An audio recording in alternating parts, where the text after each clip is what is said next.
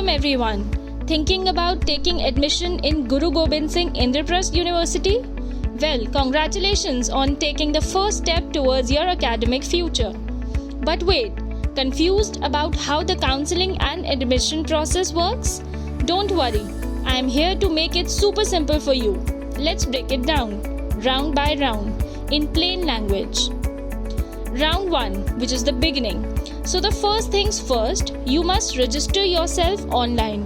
Fill up the application form, submit your documents and pay the application fee. Now, there are two paths that you can take. First, if your course is covered under a national level test like JEE or CLAT, then your merit will be prepared on that basis. For other courses, you will give the IP University's Common Entrance Test, that is CET. Once the CET result is out, the counseling process begins. Now, you will firstly register for online counseling. Secondly, fill in your choices of colleges and courses. And thirdly, wait for the round 1 seat allotment result. If you get a seat, that's great. You will have to upload your documents online for verification and pay the part academic fee to confirm your seat. After that, you can either freeze the seat if you're happy with it, float the seat if you're aiming higher in the next round, or even withdraw if you've changed your mind. Let me give you a pro tip here. If you don't pay the fee, your seat is gone and you won't move to the next rounds unless you register again for the spot round. Coming to the round 2, which is the second chance that you have. Didn't get what you wanted in round 1 or missed it altogether? No problem. In round 2, you can re-register for counseling, change or update your choices, and wait for the new allotment. Once the result is out, you must upload your documents, pay the fee if not already paid, download the allotment letter, and again freeze, float or withdraw, your call. But again, if you miss the fee payment, you are out. Remember that. Coming to round 3, which is the sliding round. This is the final shuffle. Okay, so round 3 is kind of like the final shuffle. You update your preferences one last time. This round includes reserved categories, SC, ST, OBC, Defence, PWD.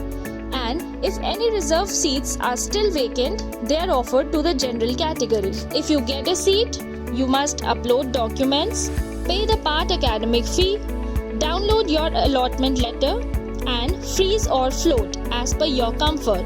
This round is super important because after this, you will be asked to report to your allotted institute. Reporting to the college. This is the last step. So what happens now?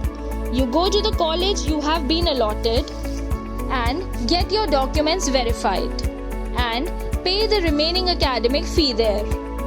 And that is it.